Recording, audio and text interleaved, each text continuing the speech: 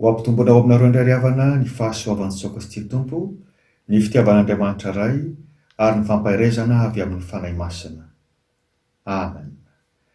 Dia faly manasa anao indray hanatrika izao fiaraha-mivavaka eto izao amin'ity Alahady 17 May 2024 ity. Tia ianao ny Tompo ary te hitoetra ao anatinao izy. Ny tenin'Andriamanitra izay fitorantsika amin'ity Alahady ity dia ny Jaona voalohany 4:12 ka hatramin'ny 4:40. Hibanjinantsika ny lohahevitra hoe ny firaisana lalipaka amin'Andriamanitra. Andeha ary hiomana hiatrika amin'ny Tompo isika. Ny Salamo 7:50, andininy 7 ka hatramin'ny 1:20 no hanatonantsika azy izao. Tafatoetra ny foko Andriamanitra. Eny tafatoetra ny foko. Hihira sy ankalaza aho. Mifoazy ary voninahitro. Mifoazy ary valisy lokanga. Hifo maraina koa aho.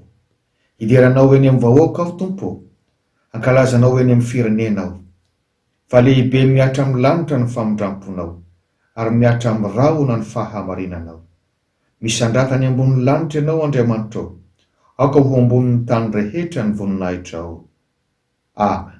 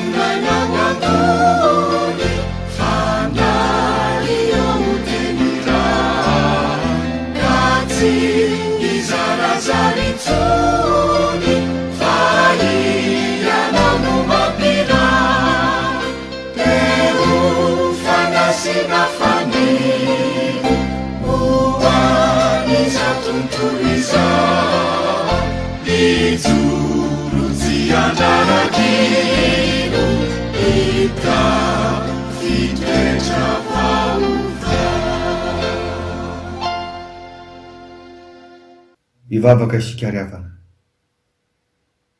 Mideranao izay Andriamanitra renay. Andriamanitra fitiavana. Andriamanitra mahery.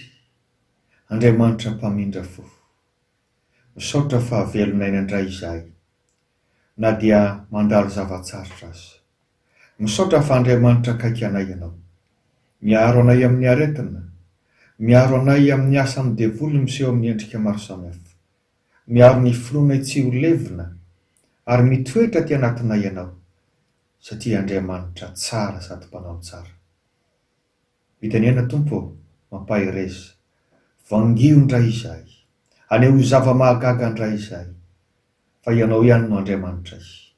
Amin'ny anaran'i Jesosy Kristy Tompo sy mpamonjy anay, no ivavahana toy izany. Amen.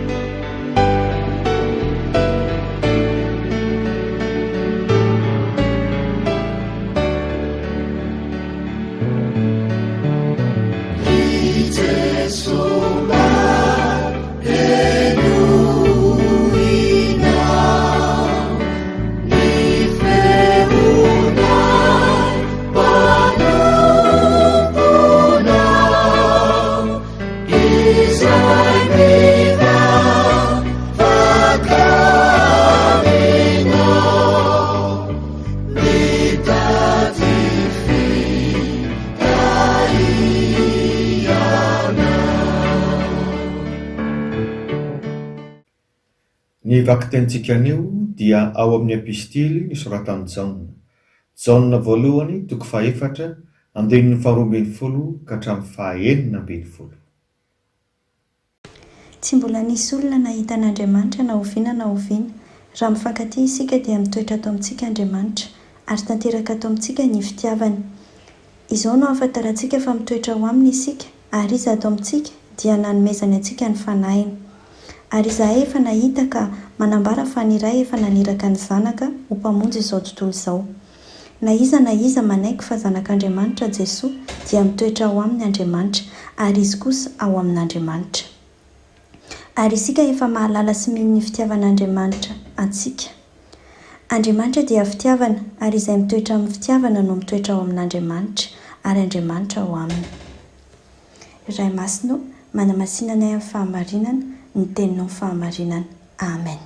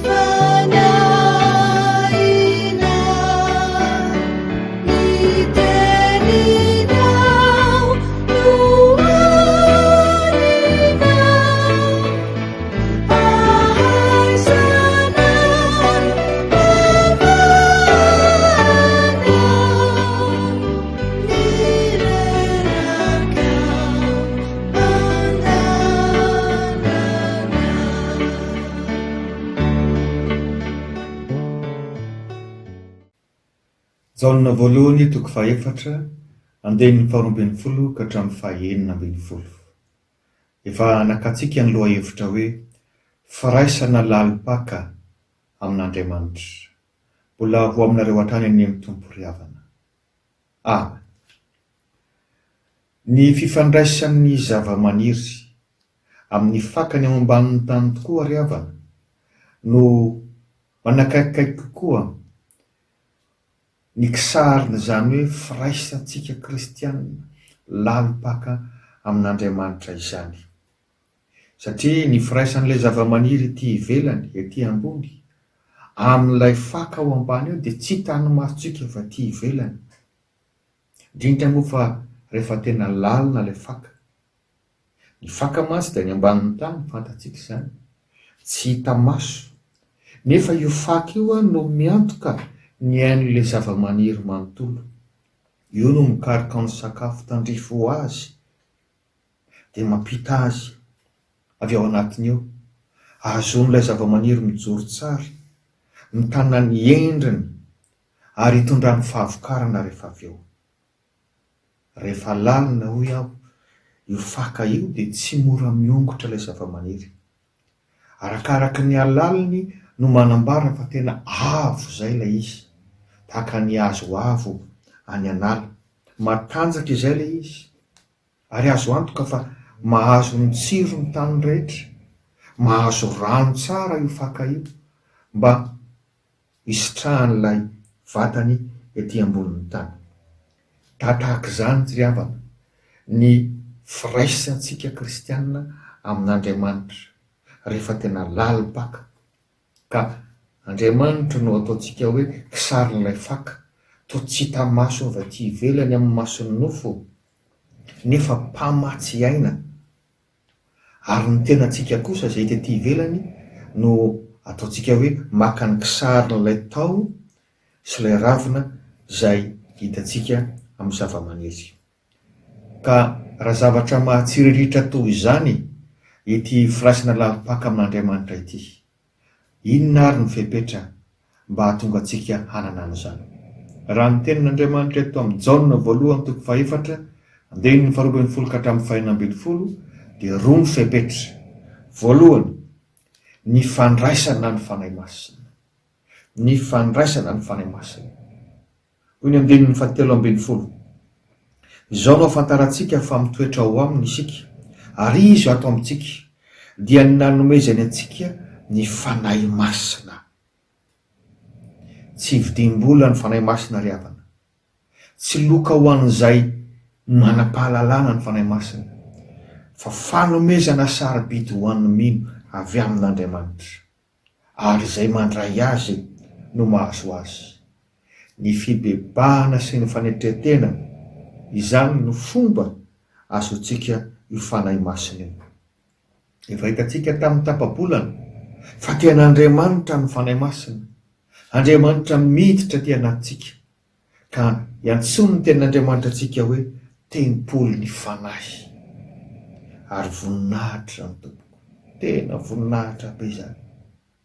Mahagaga n'izao tontolo izao nge isika kristianina, tsy mety reraka isika mivavaka amin'Andriamanitra, tsy mety leo isika makany am-piangonana, ary zao dia mahatsiaro mararirary isika fa tsy afaka makany am-piangonana.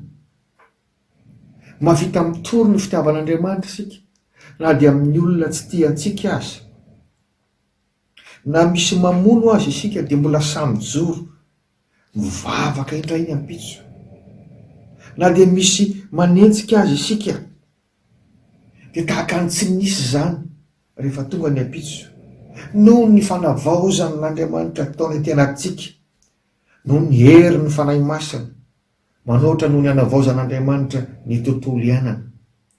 Rehefa hariva sy alina ny andro dia tena tsaroantsika hoe maloto izay andro tontolo iainana izany, noho ny setroka sy ny loto samihafa navoaka. Fa rehefa tonga ny maraina, itsika natory sy natsiaro tena ny alina, nizao misitsika indray ny vorona, madio ny rivotra, misy amandona tsara ny zava-maniry. Fa zany no asan'Andriamanitra, mpanavao, ary hainy manao izany ao anatintsika. Izao tontolo izao tsy mahalalana zany, araka nambaran'ny ten'Andriamanitra hoe le fanahy omena antsika io dia fanahy fahamarinana, tsy azon'izao tontolo izao ho raisina satria tsy hitany na fantany. Ianareo no mahafantatra azy satria mitoetra ao aminareo izy.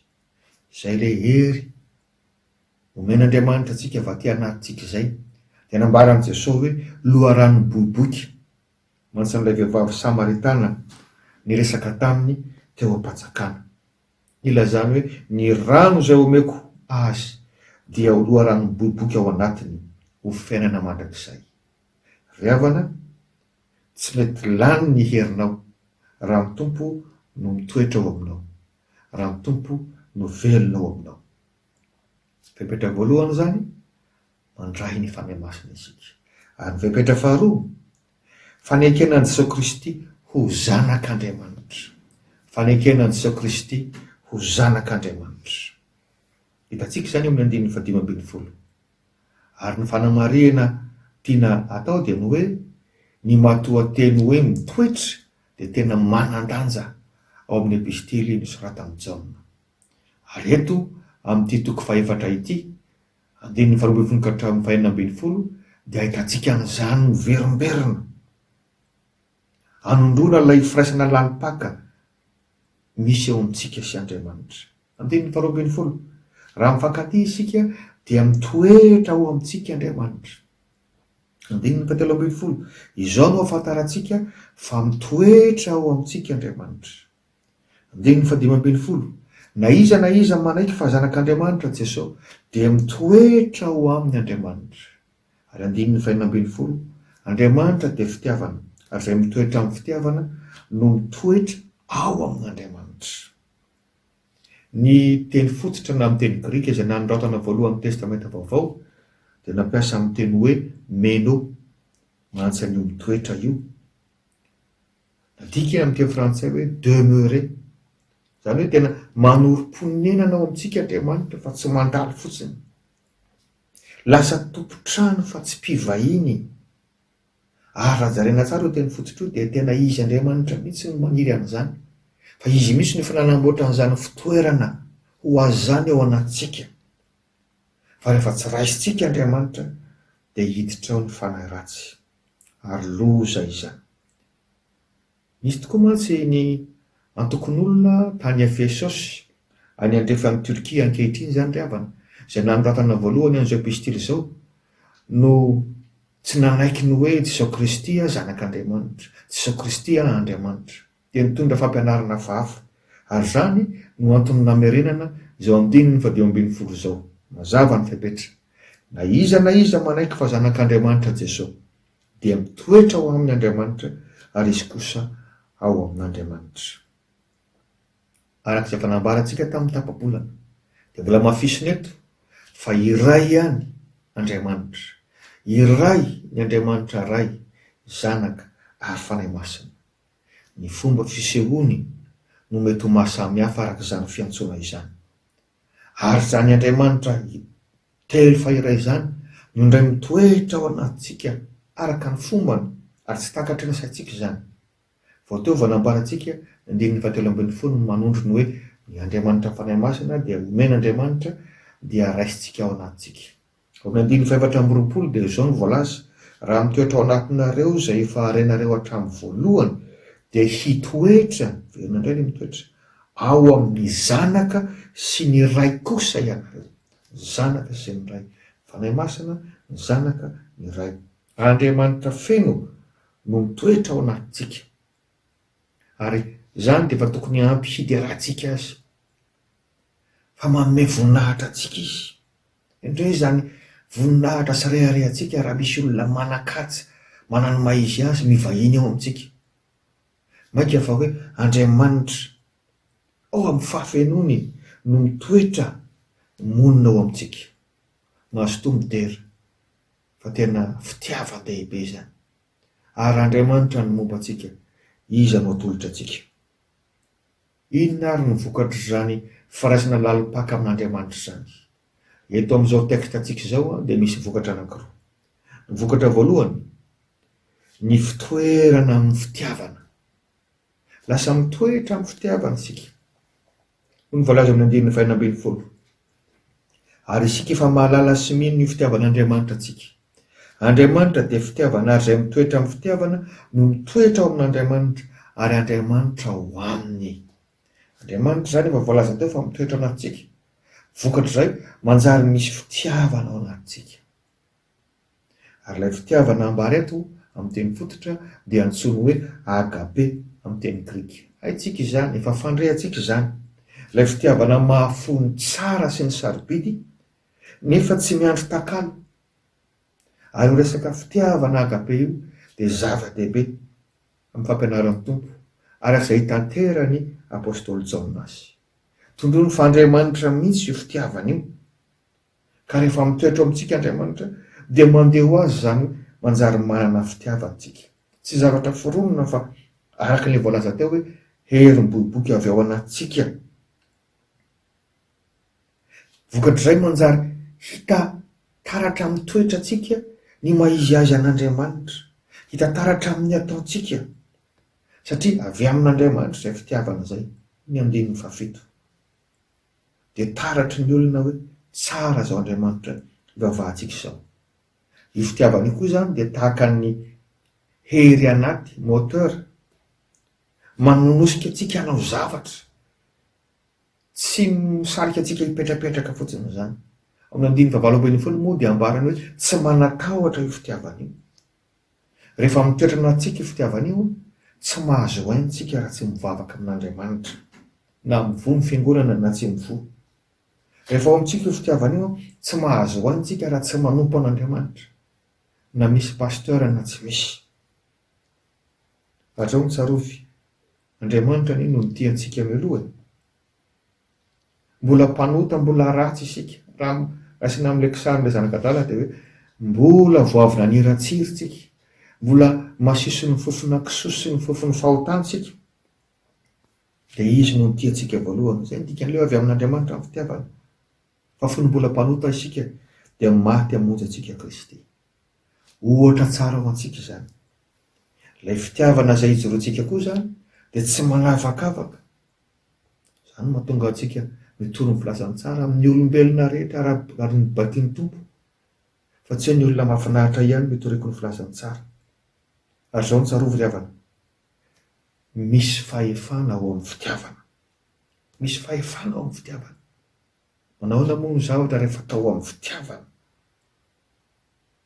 Ary tsy tokony ho gagantsika raha nafoy ny zanany lahy tokan'Andriamanitra fa ny fitiavana no ataon'izany. Lasa mahana fitiavana isika. Miainga ao anatsika ao izany fitiavana izany. Izany ny vokatra voalohany. Ary ny vokatra faharoa dia manjary zava-dehibe amintsika izany hoe fifankatiavan'ny mpirahalahy. Ary tia tsika kristianina ihany no tokony hatarafanana izany. Voalaza ny 2:20. Tsy mbola nisy olona nahita an'Andriamanitra na oviana na oviana. Raha mifankatia isika dia mitoetra ao amintsika Andriamanitra ary tanteraka ao amintsika ny fitiavany. Dia mbola le agape ihany ry havana no mbola nampiasaina eto. Ary ambaran'ny tenin'Andriamanitra fa io no afantarana fa kristianina isika. Izany no afantaran'ny olona rehetra fa mpianatra nareo raha mifankatia. Rehefa mitoetra amintsika Andriamanitra dia mandeha ho azy izany hoe tiantsika ny mpiara-mibavaka, tiantsika ny fiangonana. Halantsika ho azy izany hoe mamorona adiady na fitsitokotokoana ao am-piangonana izany, satria avy amin'ny Satana ilay mpampisaraka izany. Io fitiavan'Andriamanitra no mampiray antsika ao amin'ny fiangonana. Araka ny voasoratra hoe Kristy no fihavanantsika. Tsy hoe mampihavana no mahatonga antsika ao am-piangonana, na ny fitoviana amin'ny fihaviana ara-poko, na firainkevitra ara-politika. Raha izany ry havana dia isamaritaka tsika ary rava amin'ny fiangonana. Fa Kristy no ivo, izy no mampihavana antsika. Ka na foko samihafa, na fireana ara-politika samihafa, na fihevitra samihafa, dia manjary mitana izany fiangonana izany ary asan'Andriamanitra ao anatintsika izany. Ny fitiavana nampianarin'ny tompo antsika dia izao: manome fa tsy mandray. Toy izao ny fitiavan'Andriamanitra izao tontolo izao, nomeny ny zanan'ilay tokana. Izay ny tena fitiavana. Vaoka tsy adintsika izany. Tsika indraindray zatra ny hoe mandray atao fitiavana. Tiako satria misy zavatra mifanaraka amin'ilay filako sy amin'ilay fitiavako. Ka tsarovy fa ny hoe mitiny namana izany dia mahafoy ho azy. Matoa anao navita ny mitiny namanao, nafoy fotoana ianao izay iarahana taminy, nihainoana azy, ifampiresahana aminy, ivavaka ho azy. Izany ny tena zava-dehibe. Mitarika azy ao amin'ny tompo. Ary izao no tsarovy ry havana, ny olona tia manam-pifaliana. Averiko, ny olona tia manam-pifaliana. Tsy amin'ny fankatiavan'olon-droa ihany izany, amin'ny zavatra rehetra izany. Rehefa ny fitiavana no iainanao dia manam-pifaliana ho azy ianao, manana fiadanam-po ianao. Ary ianao ve no atoro? Fa rehefa ny fahakalana sy ny olom-po no mameno ny fonao, na io fonao raha tsy mitem-paradalana intsony, indrindra fa mihaona amin'ilay olona izay heverinao fa fahavalonao anao sy ankalainao ianao, satria tsy namela azy ianao. Ary vao mieritreritra an'ilay olona fotsiny ianao dia fa hafa ny fitempon'ny fonao, mankemofa mifaniatra aminy, miovatra amin'ny fisefosefonao, dia manjary voaloto ny sainao, manjary voaloto ny fonao, simba ny tontolo iainanao. Izay no ataoko hoe ny olona mitoetra sy miaina amin'ny fitiavana no mahana fifaliana sy fiadanam-po. Ary ny fitiavana tanteraka, amour parfait hoy ny teny frantsay, hitantsika ny amin'ny 2:20 na amin'ny 2:17 izany, dia maharesana izany lolo-po sy fankahalana izany. Ny fitantarana ny zava-manjon'ny kristianina ankehitriny any Pakistan ry havana no hamarana koa izao hafatra izao. Pakistan moa dia firenena iray any atsimon'ny Azia, any akaikin'ny Iran sy Afghanistan. 950 isan-jaton'ny mponina any dia silamo. Ary dia arak'izany tena miaina ny lalàna silamo ny mponina any. Republika Islamika. Zara raha 2,5 isan-jato ny kristianina any.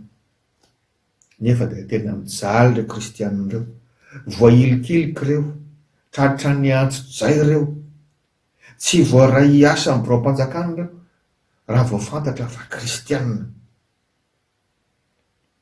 Fa gaga ireo silamo, fa na dia zany aza ny antso-zay mahazo azy dia tsy mety miova amin'ny finoana, tsy mety manaraka ny fivavahana salama.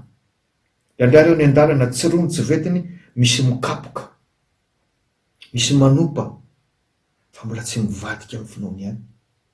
Ary ny tena mahavarina tamin'izao faraparana zao, amin'izao andro fihibohana zao, noho ny coronavirus, tena sahiran'ireo kristianina vitsy anisy ireo, dia mizara sakafo, mizara fanampiana ho an'ny olona rehetra ny fanjakana. Fa na dia mba pakistane ihany aza ireto kristianina reto dia tsy nomena, fa nitambazana sy nasiana fepetra hoe raha tia ny taratasy, raha manao sonia ianao fa tsy tompo sy mpamonjy anao intsony Jesoa Kristy ary vadika silama anao, dia omena ianao. Dia mahavariana ry havana fa ny maro anisa tamin'izy ireo dia nisafidy ny hoe tsy maninana hisakafo tapakibo ary izahay, fa izay dia tsy hivadika amin'ny Jesoa Kristy ary izay tsy hivadika salamo zany. La niaiky sady gaga ireto silamo reto. Inona ny lesona avy amin'izany ry havana? Manadidy isika hitondram-bavaka ny kristianina maneran-tany, fa mbola betsaka ny tratran'ny fanenjehana. Ary ny zavatra faharoa ambarana azy dia izao: rehefa lalipaka no firaisantsika amin'Andriamanitra dia tsy misy mahasaraka antsika amin'ny fitiavan'i Kristy, na fahantrana, na fanenjehana, na mosary mahereza, fa ny firaisantsika amin'Andriamanitra io dia tena harena miafina ao anatintsika ao, mampahery sy mampizoro antsika hatramin'ny farany, ary dia hiriko hitoetra aminao hatramin'ny Tompo. Amen.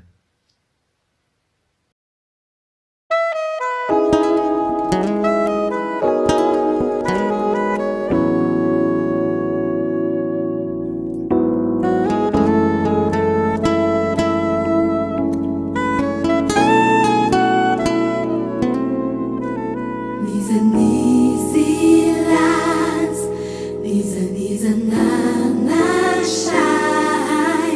raha você não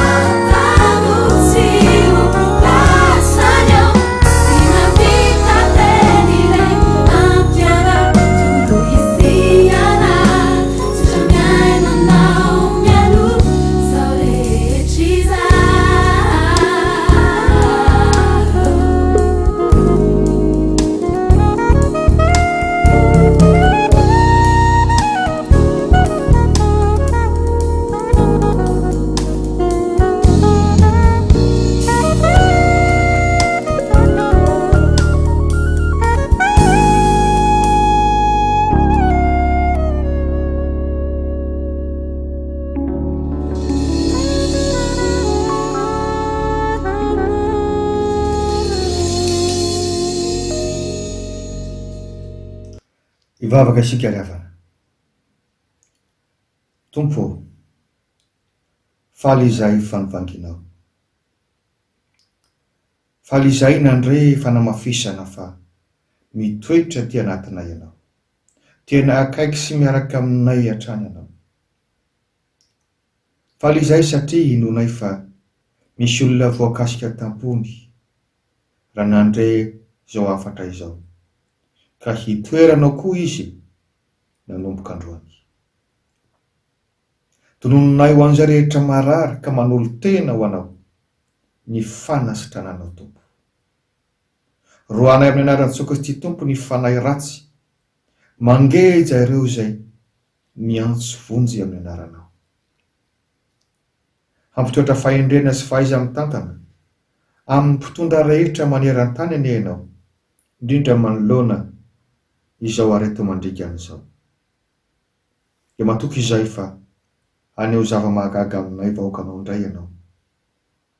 Tompo, meo anay ny fahazotona sy ny filaminan-tsaina, hiatrehanay ny agidinay amin'ity herinandro vaovao ity.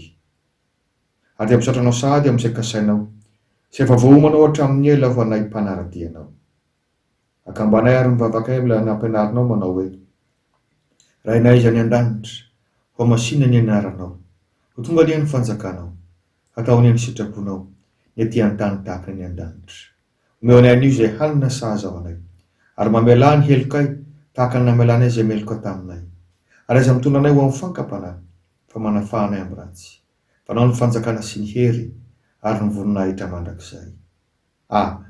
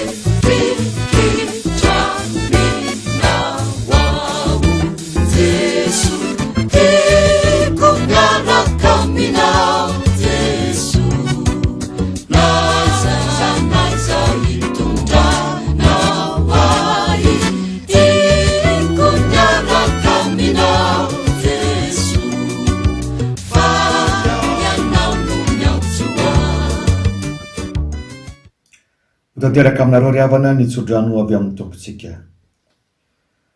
Hitahy anareo ny Jehova ka hiavanareo. Hampamirapiratra ny tavany aminareo any izy ka hamindra fo aminareo.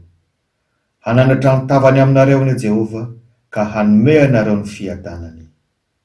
Amen. Ho an'Andriamanitra irery ny voninahitra amin'ny anarany Ray sy ny Zanaka ary ny fanahy masina. Amen.